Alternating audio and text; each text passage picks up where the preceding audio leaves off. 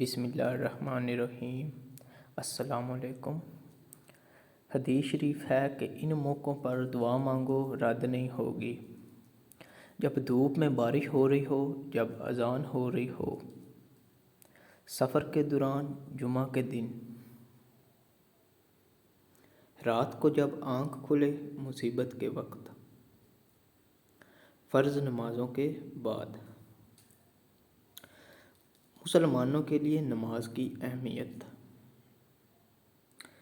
حدیث شریف ہے مسلمان اور کفر و شرک کے درمیان فرق نماز ہے۔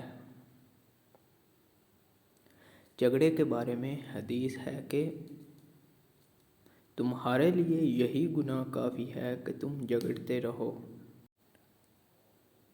سلام کرنے کی فضیلت۔ لوگوں میں سے اللہ کے نزدیک تر وہ شخص ہے جو سلام کرنے میں پہل کرے۔